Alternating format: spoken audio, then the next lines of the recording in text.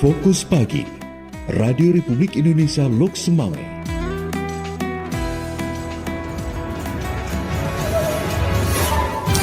Pukul 6 waktu Indonesia Barat.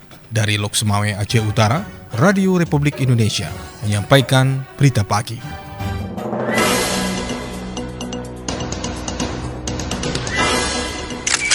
Satker sudah mulai proses administrasi rekonsiliasi namanya. Rekonsiliasi itu memastikan data untuk nanti pembayaran THR itu benar dan nanti KPPN akan menyalurkan secara benar dan tepat jumlah. Nah, kita awali dengan makanan pembuka atau takjil itu hanya 10%. Jadi jangan saat berbuka itu jangan kita jadikan ajang balas dendam.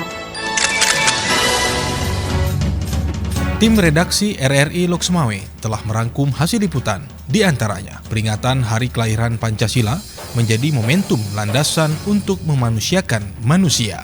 Puluhan jurnalis lintas organisasi profesi menggelar aksi unjuk rasa di depan gedung Dewan Perwakilan Rakyat Kota DPRK Lok Semawe menolak revisi RUU Penyiaran. Bersama saya, Faisal Bahari, inilah berita selengkapnya. Pancasila sebagai ideologi pemersatu keberagaman bangsa Indonesia, juga sebagai landasan memanusiakan manusia dengan cara keadilan sosial bagi seluruh bangsa Indonesia. Berikut informasinya disampaikan Albara Maulana. Negara Indonesia adalah negara yang bersifat multikulturalisme. Hal ini tergambar dari jumlah pulau, ragam suku, banyak agama, serta aneka ragam budaya yang ada di dalamnya. Banyak perbedaan itu tercermin dalam Pancasila yang memiliki semboyan Bhinneka Tunggal Ika. Perbedaan diciptakan untuk saling melengkapi, bukan untuk saling memusuhi. Setiap daerah memiliki ciri khas masing-masing yang merupakan kekayaan khasanah budaya bangsa Indonesia. Semuanya menyatu dalam satu bangsa, satu bahasa, dan satu tanah air. Kepada RRI, seorang tokoh masyarakat di Aceh Utara, Abdul Rafar, mengatakan Pancasila sebagai ideologi penyatu keberagaman bangsa Indonesia, juga sebagai landasan memanusiakan manusia dengan cara keadilan sosial bagi seluruh bangsa Indonesia. Dengan kita memaknai hari lahirnya Pancasila sebagai dasar negara, dapat memperkokoh persatuan dan kesatuan bangsa dalam bingkai Negara Kesatuan Republik Indonesia, menyatukan perbedaan, memanusiakan manusia, saling menghormati, hidup rukun dan damai. Semoga menjadi pengingat bagi kita semua makna kebangsaan dan keberagaman dalam kesatuan. Mari kita tanamkan bersama Garuda di dadaku. Bersatu kita teguh, bercerai kita runtuh. Seperti diketahui, tanggal 1 Juni merupakan peringatan Hari Kelahiran Pancasila. Salah satu momen penting karena 5 sila yang sudah disahkan mengandung nilai toleran tanpa memandang ras, suku, hingga agama, tetapi menggambarkan kesatuan untuk masyarakat Indonesia. Pancasila sebagai ideologi negara adalah anugerah dari Allah Subhanahu wa Ta'ala. Demikian, Albara Maulana melaporkan.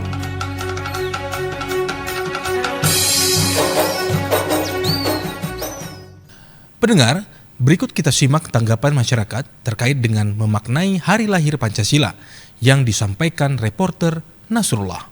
Pendengar, bagaimanakah tanggapan masyarakat terkait dengan memaknai peringatan hari lahir Pancasila? Berikut kita simak tanggapan masyarakat Lok Semawe, Diki dan Muhammad Saputra berikut ini. Ya, Pancasila merupakan inspirasi kita sebagai bangsa, ya. Dia merupakan sumber hukum, baik segala hukum dalam berbangsa dan bernegara. Dan inilah yang menguatkan kita, mengokohkan kita, mempercepat kita pada di Pancasila inilah yang menjadi alasan kita bersatu berdiri di negara Republik Kesatuan Indonesia. Ya, ini landasan dan asas dan sumber hukum di segala hukum bagi berbangsa bernegara. Yang mungkin kalangan milenial juga harus diperkenalkan atau diajak merenungkan kembali bahwasanya kita lahir di negeri yang begitu banyak ragamnya, begitu banyak sukunya, begitu banyak bahasa, ya kan? Dan ternyata kita masih bisa bersatu dalam bingkai negara Kesatuan Republik Indonesia. Dan Pancasila menjadi menjadi satu-satunya sarana kita untuk bisa berkumpul, bernegara, bekerja sama dalam membangun negara.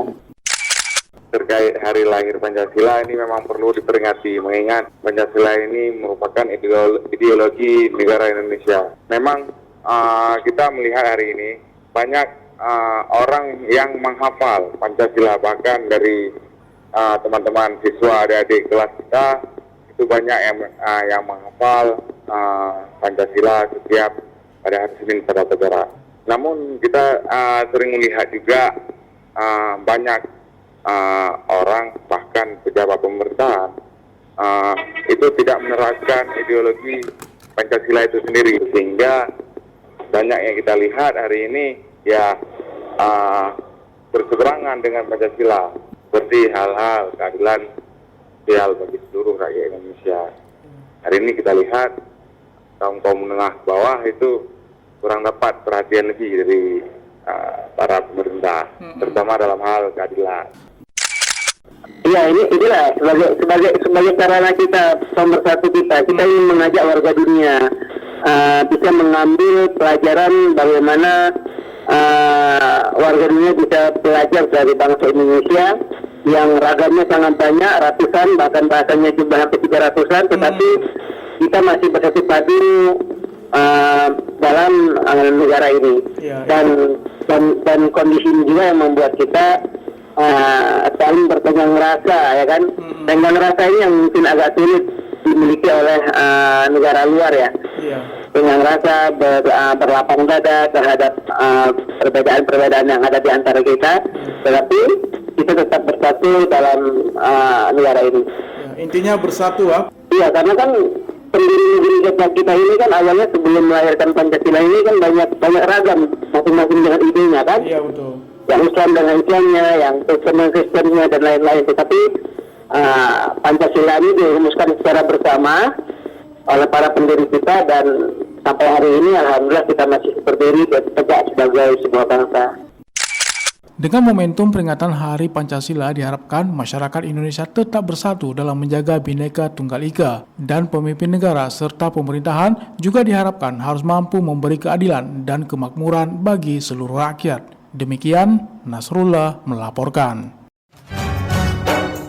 Masih bersama kami, Fokus Pagi, Radio Republik Indonesia Loks Mawé.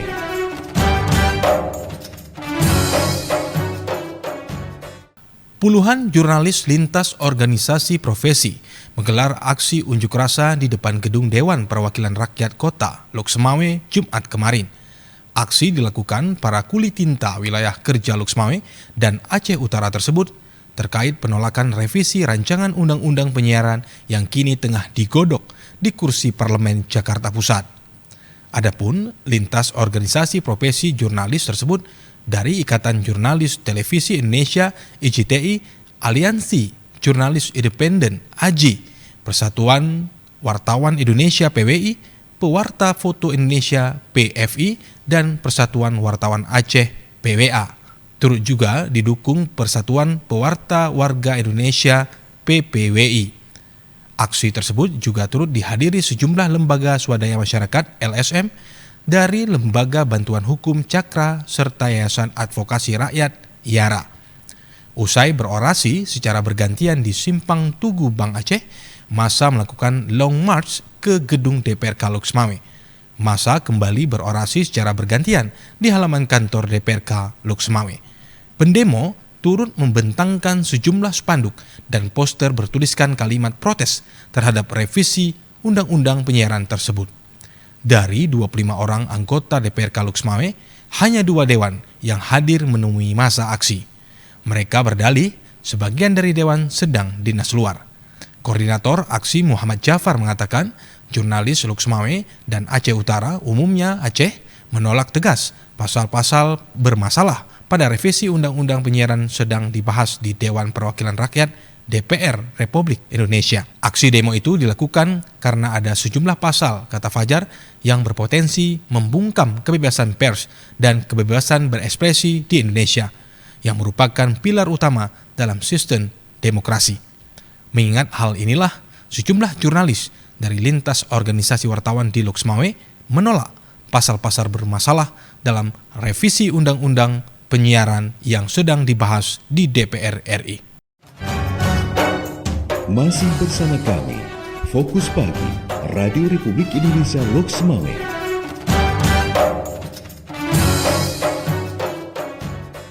Haji merupakan ibadah yang paling mulia. Dia termaktub pada rukun Islam yang kelima. Dan haji ini sebuah bentuk ketaatan tertinggi dalam ibadah. Ustadz Abdurrahman Yusuf saat dialog dengan RRI menyebutkan, ibadah haji sebuah ibadah karakter atau jati diri. Lantaran dalam ibadah tersebut, puncak untuk membentuk sebuah karakter dan kepribadian sebagai seorang muslim. Karena haji adalah ibadah yang paling akhir tertulis dalam rukun iman. Setelah seorang mukmin atau muslim itu bersyahadat, kemudian salat, zakat, dan puasa. Sehingga haji menjadi pembuktian akhir atas seluruh rangkaian ritual ibadah yang diwajibkan dalam agama Islam. Lebih lanjut dijelaskan Ustadz Abdurrahman Yusuf, untuk mencapai hasil dari puncak ibadah haji, seorang harus mentaati segala syariat yang telah ditentukan. Misalkan jamaah wajib menjaga diri dari rafas, jidal, suuzon, hawa nafsu. Jamaah ketika itu diharapkan untuk menahan diri dan sabar ketika proses pelaksanaan haji yang keseluruhannya adalah ibadah fisik dan ibadah hati. Masih bersama kami, Fokus Pagi, Radio Republik Indonesia Loks Mawé.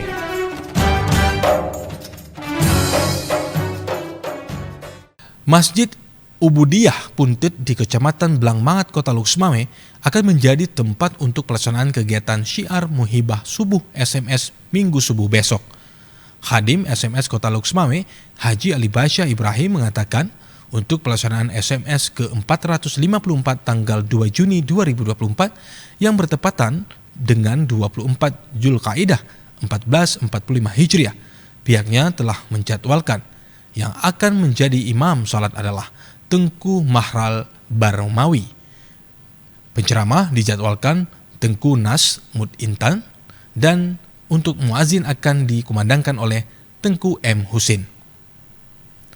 Pihaknya mengajak masyarakat untuk ikut meramaikan pelaksanaan SMS subuh besok dalam rangka memakmurkan masjid dan menggalakkan sembahyang subuh secara berjamaah. Masih bersama kami, Fokus Pagi, Radio Republik Indonesia Loks Mawé.